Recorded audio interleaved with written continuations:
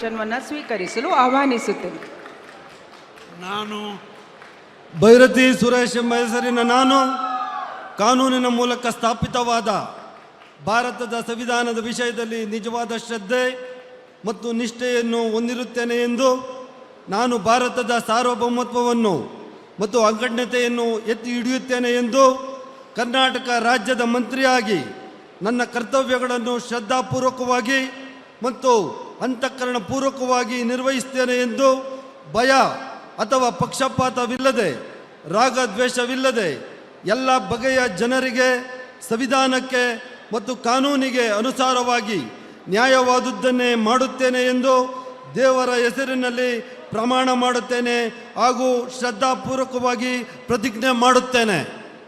ನಾನು ಭೈರತಿ ಸುರೇಶ್ ಎಂಬ ಹೆಸರಿನ ನಾನು ಕರ್ನಾಟಕ ರಾಜ್ಯದ ಮಂತ್ರಿಯಾಗಿ ನನ್ನ ಪರ್ಯಾಲೋಚನೆಗೆ ತರಲಾಗುವ ಅಥವಾ ನನಗೆ ತಿಳಿದು ಬರುವ ಯಾವುದೇ ವಿಷಯವನ್ನು ರಾಜ್ಯದ ಮಂತ್ರಿಯಾಗಿ ನನ್ನ ಕರ್ತವ್ಯಗಳ ಯುಕ್ತ ನಿರ್ವಹಣೆಗೆ ಅಗತ್ಯವಾಗಬಹುದಾದ ಸಂದರ್ಭ ಅಲ್ಲದೆ ಅನ್ಯಥಾ ಯಾವುದೇ ವ್ಯಕ್ತಿಗೆ ಅಥವಾ ವ್ಯಕ್ತಿಗಳಿಗೆ ಪ್ರತ್ಯಕ್ಷವಾಗಿ ಅಥವಾ ಪರೋಕ್ಷವಾಗಿ ತಿಳಿಸುವುದಿಲ್ಲ ಎಂದು ಬಹಿರಂಗಪಡಿಸುವುದಿಲ್ಲ ಎಂದು ದೇವರ ಹೆಸರಿನಲ್ಲಿ ಪ್ರಮಾಣ ಮಾಡುತ್ತೇನೆ ಹಾಗೂ ಶ್ರದ್ಧಾಪೂರ್ವಕವಾಗಿ ಪ್ರತಿಜ್ಞೆ ಮಾಡುತ್ತೇನೆ. ಧನ್ಯವಾದಗಳು ಸರ್. ಮಾನ್ಯ ಸಚಿವರು ಈಗ ಭೈರತಿ ಸುರೇಶ್ ಸಿದ್ದರಾಮಯ್ಯನವರ ರೈಟ್ ಹ್ಯಾಂಡ್. ಸಿದ್ದರಾಮಯ್ಯನವರಿಗೆ ಭಾರಿ ಆತ್ಮೀಯವಾಗಿರುವಂಥವರಲ್ಲಿ ಈ ಭೈರತಿ ಸುರೇಶ್ ಕೂಡ ಒಬ್ಬರು. ಹೆಬ್ಬಾಳ ಕ್ಷೇತ್ರದಿಂದ ಗೆದ್ದು ಬರ್ತಿರುವಂಥ ಭೈರತಿ ಸುರೇಶ್ 2012ರಲ್ಲಿ ವಿಧಾನ ಪರಿಷತ್ತಿಗೆ ಮೊದಲು ಎಂಟ್ರಿ ಕೊಟ್ಟರು. ಈ ಸಿದ್ದರಾಮಯ್ಯನವರ ಅತ್ಯಾಪ್ತರು, ಡೌಟೇ ಇಲ್ಲ. 2018ರಲ್ಲಿ ಹೆಬ್ಬಾಳ ಕ್ಷೇತ್ರದಿಂದ ಗೆದ್ದು ಬಂದರು. ಮತ್ತು 2023ರಲ್ಲೂ ಕೂಡ ಅವರು 2ನೇ ಬಾರಿ ಗೆದ್ದರು. ಸಿದ್ದರಾಮಯ್ಯ ಸಂಪುಟದಲ್ಲಿ ಕ್ಯಾಬಿನೆಟ್ ಸಚಿವರಾಗಿ ಭೈರತಿ ಸುರೇಶ್ ಕೆಲಸ ಮಾಡಿದರು. ನಗರಾಭಿವೃದ್ಧಿ ಮತ್ತು ನಗರ ಯೋಜನೆ ಖಾತೆ ಜವಾಬ್ದಾರಿಯನ್ನು ನಿರ್ವಹಿಸಿದರು. ಕೋಲಾರ ಜಿಲ್ಲಾ ಉಸ್ತುವಾರಿ ಸಚಿವರಾಗಿಯೂ ಕೂಡ ಕೆಲಸ ಮಾಡಿದ್ದಾರೆ. ಈ ಬಾರಿ ಎಲ್ಲೋ ತಪ್ಪೇ ಹೋಗ್ಬಿಡುತ್ತೇನೋ ಅನ್ನುವಂಥದ್ದಿತ್ತು. ಆದರೆ ಸಿದ್ದರಾಮಯ್ಯನವರ ಪ್ರಯತ್ನ ಇದೆಯಲ್ಲ, ಆ ಪ್ರಯತ್ನ ಫಲ ಕೊಟ್ಟಿದೆ. ಸಿದ್ದರಾಮಯ್ಯ ರಿಸೈನ್ ಮಾಡುವಂಥ ಸಂದರ್ಭದಲ್ಲಿ ಅವರ ಗಾಡಿನಲ್ಲೇ ಕರ್ಕೊಂಡು ಹೋಗಿ ರಿಸೈನ್ ಮಾಡಿಸಿ ಕರ್ಕೊಂಡು ಪೂರ್ತಿ ಒಂಥರ ಸಿದ್ದರಾಮಯ್ಯವ್ರ ಸೇವೆಯನ್ನು ಬಹಳ ಮಾಡಿರುವಂಥವ್ರು ಇವರು. ಬಹಳ ಅತ್ಯಾಪ್ತರಲ್ಲಿ ಒಬ್ಬರು. ಮತ್ತೆ ಈಗ ಸುರೇಶ್ ಮಂತ್ರಿಯಾಗಿದ್ದಾರೆ. ಪ್ರಕಾಶ್ ಪಾಟೀಲ್ ಅವರನ್ನು ಸಂಪುಟದ ಸಚಿವರಾಗಿ ಅಧಿಕಾರ ಪದ ಹಾಗೂ ಗೌಪ್ಯತಾ ಪ್ರಮಾಣ ವಚನವನ್ನು ಸ್ವೀಕರಿಸಲು ಆಹ್ವಾನಿಸುತ್ತೇನೆ.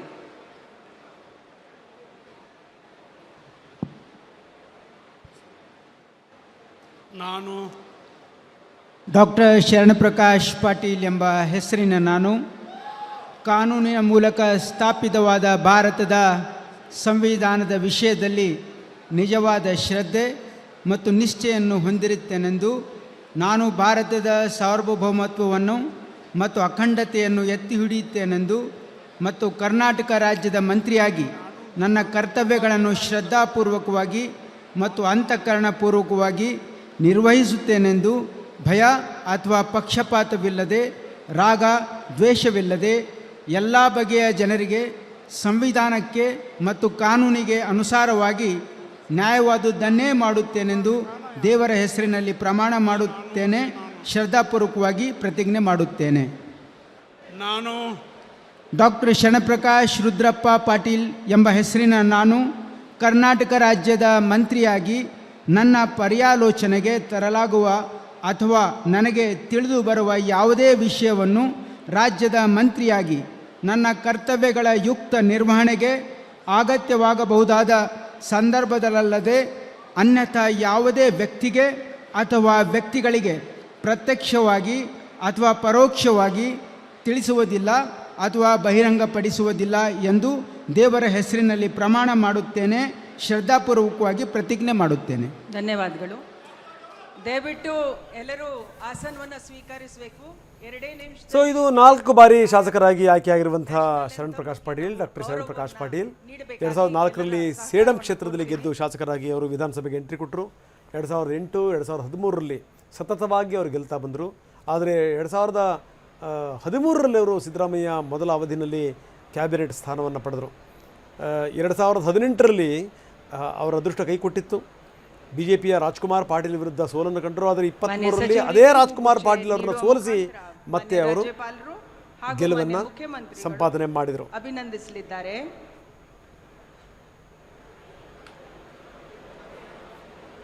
ಶರಣ್ ಪ್ರಕಾಶ್ ಪಾಟೀಲ್ ಅವರ ವಿವರಗಳನ್ನು ನಾವು ನಿಮಗೆ ಕೊಡ್ತಾ ಇದ್ದೀವಿ.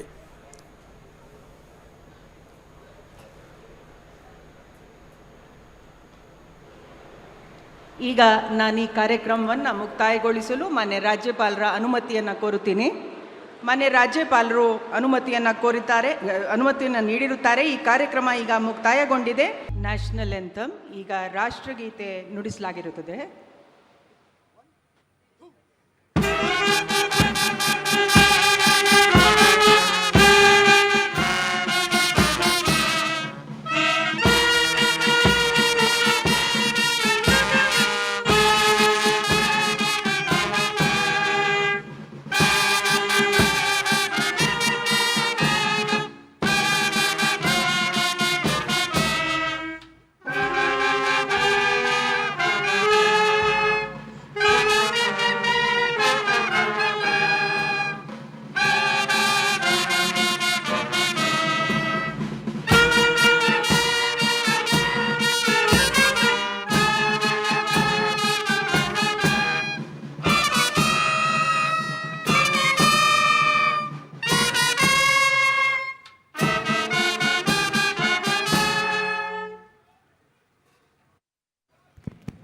ಈಗ ಎಲ್ಲರೂ ಲಘು ಉಪಹಾರ ಕೂಟದಲ್ಲಿ ಭಾಗವಹಿಸಬೇಕು ಅಂತ ಕೋರುತ್ತೇನೆ. ಧನ್ಯವಾದ. Thank you very much. So ಲೋಕಭವನದಲ್ಲಿ ನಡೀತಾ ಇದ್ದಂಥ ಮುಖ್ಯಮಂತ್ರಿಗಳ ಪದಗ್ರಹಣ ಹಾಗೆ ಸಚಿವಗಿರಿ ಪಡೆದಂತಹ ಪದಗ್ರಹಣದ ಕಾರ್ಯಕ್ರಮ ಮುಕ್ತಾಯ ಆಗಿದೆ. 13 ಮಂದಿ ಡಿ.ಕೆ. ಶಿವಕುಮಾರ್ ಅವರ ಸಂಪುಟಕ್ಕೆ ಸೇರೋರಿದ್ದಾರೆ ಮೊದಲ ಪಟ್ಟಿಯಲ್ಲಿ. ಅಲ್ಲಿಗೆ ಇನ್ನು ಜಾತಿವಾರು ಲೆಕ್ಕಾಚಾರ ನೋಡ್ತಾ ಇದ್ರೆ 2 ಕುರುಬರು, 3 ಲಿಂಗಾಯತ ಸಮುದಾಯಕ್ಕೆ ಸಂಬಂಧಪಟ್ಟಂಥವ್ರು, 1 ಒಕ್ಕಲಿಗ, ಮತ್ತೊಬ್ಬರು ರೆಡ್ಡಿ ಒಕ್ಕಲಿಗ, ಇನ್ನು SC 3, ST 1, ಹೀಗೆ ಆಮೇಲೆ ಮುಸ್ಲಿಂ ಸಮುದಾಯಕ್ಕೆ ಸಂಬಂಧಪಟ್ಟಂಥವ್ರು ಒಬ್ಬರು, ಕ್ರಿಶ್ಚಿಯನ್ ಸಮುದಾಯಕ್ಕೆ ಸಂಬಂಧಪಟ್ಟಂಥವ್ರು ಒಬ್ಬರು, ಹೀಗೆ ಅಳೆದು ತೂಗಿ 13 ಮಂದಿ ಮೊದಲ ಹಂತದಲ್ಲಿ ಸಚಿವ ಸಂಪುಟಕ್ಕೆ ಸೇರ್ಪಡೆಯಾಗಿದ್ದಾರೆ. ಹಾಗೆ ಡಿ.ಕೆ. ಶಿವಕುಮಾರ್ ಅವರು ಮುಖ್ಯಮಂತ್ರಿಯಾಗಿ ಪದಗ್ರಹಣ ಆದಂತಹ ನಂತರದಲ್ಲಿ ಈಗ ರಾಹುಲ್ ಗಾಂಧಿ ಸೇರಿದ ಹಾಗೆ ದೆಹಲಿಯಿಂದ ಬಂದಿದ್ದಂಥ ನಾಯಕರುಗಳು ಅವರಿಗೆ ಶುಭ ಕೋರಿ ಹೊರಡ್ತಾ ಇದ್ದಾರೆ ಅಂತ ಕಾಣಿಸುತ್ತೆ. ಡಿ.ಕೆ. ಶಿವಕುಮಾರ್ ಅವರು ಕೂಡ ಈಗ ಅವರನ್ನೆಲ್ಲ ಕಳಿಸ್ಕೊಡ್ತಾ ಇರುವಂಥವ್ರು, ಕೆಲವರಿಗೆ ಅವರು ಕೈ ಸನ್ನೆ ಮುಖೇನ ತೋರಿಸ್ತಾ ಇದ್ದಾರೆ ಉಪಹಾರ ಕೂಟಕ್ಕೆ ಬನ್ನಿ ಅಂತ ಹೇಳ್ಕೊಂಡು.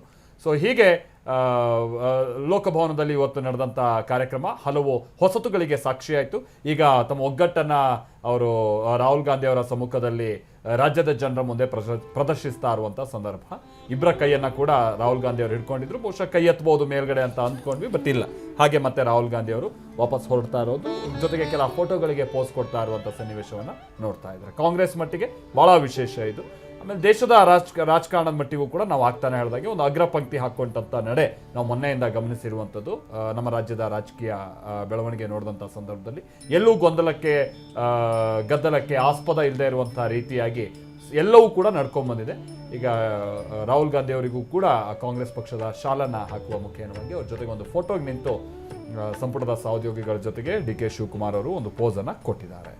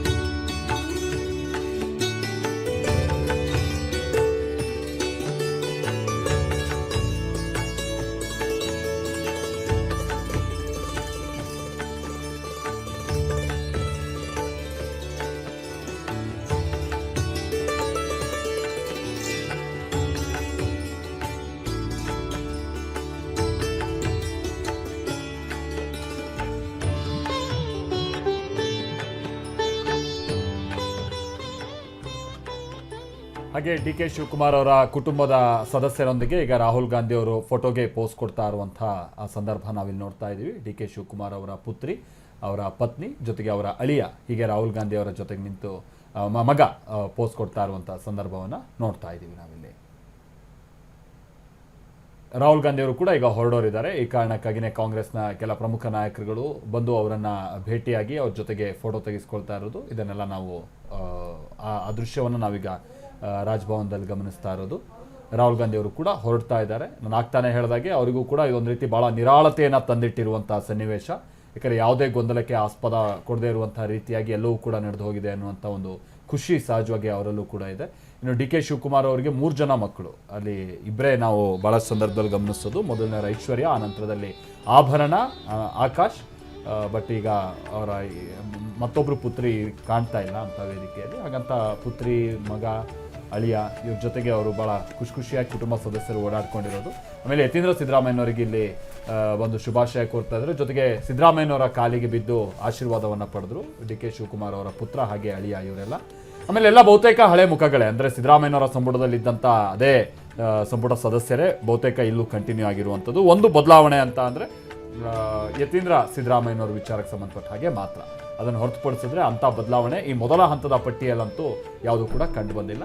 ಬಹುಶಃ ರಾಹುಲ್ ಗಾಂಧಿ ಅವರು ಹೊರಡ್ತಾ ಇದ್ದಾರೆ ಅಂತ ಕಾಣಿಸುತ್ತೆ. ಅವರನ್ನು ಹಿಂಬಾಲಿಸಿಕೊಂಡು ಈಗ ಉಳಿದಂಥ ಕಾಂಗ್ರೆಸ್ ನಾಯಕರುಗಳು ಅವರನ್ನು ಕಳಿಸ್ಕೊಡೋದಕ್ಕೆ ಹೋಗ್ತಾ ಇರುವಂಥ ಸಂದರ್ಭ. ತೆಲಂಗಾಣದ ಮುಖ್ಯಮಂತ್ರಿ ರೇವಂತ್ ರೆಡ್ಡಿ ಕೂಡ ಇದ್ದಾರೆ. ಹಾಗೆ ಸಿದ್ದರಾಮಯ್ಯನವರು ಕೂಡ ಭಾಳ ಗಂಭೀರವಾಗಿ ಅವರು ಇವತ್ತು ಕಂಡು ಬಂದರು. ಒಂದು ಕಡೆ ಡಿ ಕೆ ಶಿವಕುಮಾರ್ ಅವರು ಎಲ್ಲರ ಕಡೆಗೆ ಭಾಳ ನಗುಮುಖದಿಂದ ಅವರು ಮಂದಹಾಸ ಬೀರೋ ರೀತಿಯಾಗಿ ಕಂಡು ಬರ್ತಾ ಇದ್ರು. ಬಟ್ ಸಿದ್ದರಾಮಯ್ಯನವರು ಭಾಳ ಗಂಭೀರವಾಗಿ ಇವತ್ತು ವೇದಿಕೆಯಲ್ಲಿ ಅವರ ಉಪಸ್ಥಿತಿ ಕಂಡು ಬರ್ತಾ ಇತ್ತು. ಈ ಸಂದರ್ಭದಲ್ಲೂ ಕೂಡ ಅವರು ಈ ಅಧಿಕಾರ ಹಸ್ತಾಂತರಕ್ಕೆ ಸಂಬಂಧಪಟ್ಟಂಗೆ ಯಾವುದೇ ರೀತಿಯಾದ ಗೊಂದಲ ಕ್ರಿಯೇಟ್ ಮಾಡದೇ ಇರುವಂಥದ್ದು ನಾನು ಆಗ್ತಾನೆ ಹೇಳಿದಾಗೆ ರಾಷ್ಟ್ರ ಮಟ್ಟದಲ್ಲೂ ಕೂಡ ಒಂದು ರೀತಿ ಇದು ಗೌರವದ ಸಂಕೇತ. ಹೌದೌದು. ಎಲ್ಲೂ ಕೂಡ ಈ ಮುಜುಗರ ಸೃಷ್ಟಿ ಮಾಡಲಿಲ್ಲ. ಎಕ್ಸಾಕ್ಟ್ಲಿ. ಈ ಬೇರೆ ಬೇರೆ ಕಡೆಗೆ ಆಯ್ತಲ್ಲ ಆ ರೀತಿ. ಹೌದೌದು.